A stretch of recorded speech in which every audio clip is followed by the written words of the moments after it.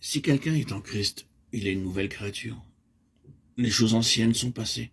Voici toutes choses sont devenues nouvelles. 2 Corinthiens 5, 17. La première partie du verset 18 est très importante.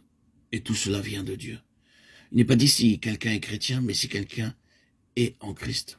Il est une nouvelle créature. Remarquez ce verset. Beaucoup se disent chrétiens dans le monde, mais ils ne sont pas tous en Christ. Par exemple, je peux dire que mon doigt fait partie de mon corps. Tirez mon doigt et vous tirez mon corps avec lui. Mais si je tiens la Bible dans ma main, ce n'est pas une partie de mon corps. Le verset dit, si quelqu'un est en Christ, c'est-à-dire si une personne lui est spirituellement jointe, elle devient une nouvelle créature. Des choses anciennes sont passées. En Inde, il y a beaucoup de personnes qui, avant de devenir de nouvelles créatures, n'avaient jamais entendu l'évangile. Elles ont été changées immédiatement et complètement. J'ai vu cela dans d'autres pays. Par la grâce de Dieu et par la parole de Dieu entrant dans leur vie, beaucoup ont été transformés et sont devenus de nouvelles personnes. Leur visage resplendissait. On peut voir la lumière de Dieu sur leur visage. Elles ont une nouvelle vie dans leur cœur et une force nouvelle dans leur vie. Et en même temps, tout leur aspect extérieur est changé complètement. Pour comprendre la pleine signification de ces choses, regardons quelle est notre condition sans le Seigneur Jésus-Christ. Alors nous saurons combien nous avons besoin d'être totalement transformés en acceptant le Seigneur Jésus-Christ comme notre sauveur personnel. Vivant. Le chapitre 1 d'Ésaïe nous dépeint clairement notre condition intérieure.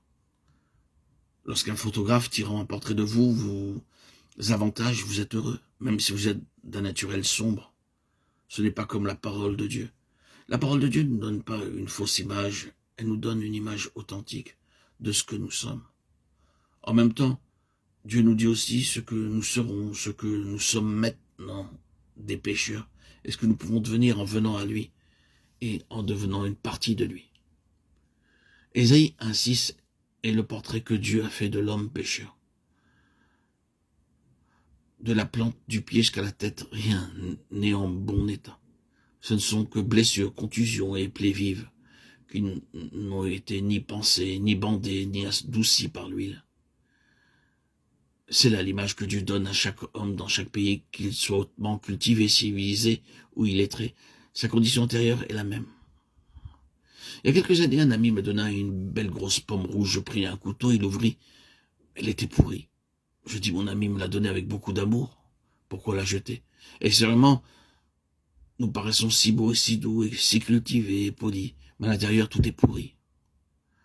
La parole de Dieu dit cela. Dieu dit clairement que de la plante des pieds jusqu'à la tête, rien n'est en bon état. Ce ne sont que blessures, contusions et plaies vives qui n'ont été ni pansées, ni bandées, ni adoucies par l'huile. Vous pouvez avoir vu des lépreux ayant cette apparence, dont le corps entier est couvert de plaies de la tête aux pieds. Les jambes, l'estomac, le dos et même le visage et les oreilles. Le corps entier bandé pour empêcher le pus de couler. Comme si Dieu disait, « Oh homme, voilà ta véritable condition. Mais tu ne la connais pas. » Lisez Jérémie 17, 9. Le cœur est tortueux par-dessus tout et il est méchant. Qui peut le connaître? Maintenant, lisons encore ce que Dieu dit de notre cœur dans Matthieu 15, 19. Ce sont les paroles du Seigneur Jésus-Christ. Car c'est du cœur que viennent les mauvaises pensées, les meurtres, les adultères, les impudicités, les vols, les faux témoignages, les calomnies. C'est notre condition. Nos péchés peuvent commencer par une pensée. Oh, combien de sortes de mauvaises pensées nous avons tous. Pensées de haine qui viennent au-dedans de nous, tous. Pensées d'inimitié, de jalousie, pensées de cupidité, de tromperie, de mensonge, de cruauté, viennent comme un fleuve. Elles ne s'en vont pas aisément, nous disant « Oh, je ne les veux pas », mais elles sont là. Et à moins que nous soyons changés et qu'il nous soit donné un cœur nouveau, ces pensées ne s'en iront pas. Quoi que nous essayons. Vous pouvez continuer à dire « Je ne les veux pas ». Elles ne vous laisseront pas. Elles vous suivent comme votre ombre. Dans Ézéchiel 16, 3, 5, Dieu dit de l'humanité, « Tu diras, ainsi parle le Seigneur, l'Éternel à Jérusalem, par ton origine et ta naissance, tu es du pays de Canaan, ton père était un Amoréen et ta mère une Étienne. À ta naissance, au jour où tu naquis, ton nombril n'a pas été coupé. Tu n'as pas été lavé dans l'eau pour être purifié. Tu n'as pas été frotté avec du sel. Tu n'as pas été enveloppé dans des langes. Nul n'a porté sur toi un regard de pitié pour te faire une seule de ces choses.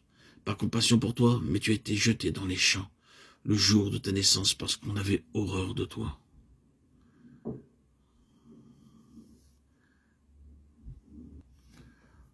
Ceci arrive dans n'importe quelle ville.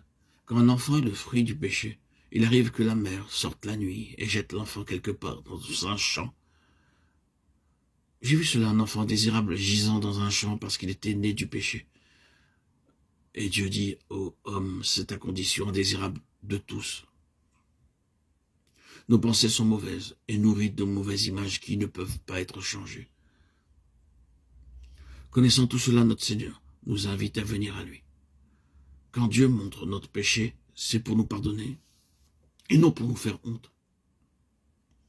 Lorsque les hommes montrent nos péchés, c'est pour nous faire honte. Lorsque Dieu montre notre péché, ce n'est pas parce qu'il nous hait, mais parce qu'il veut nous sauver.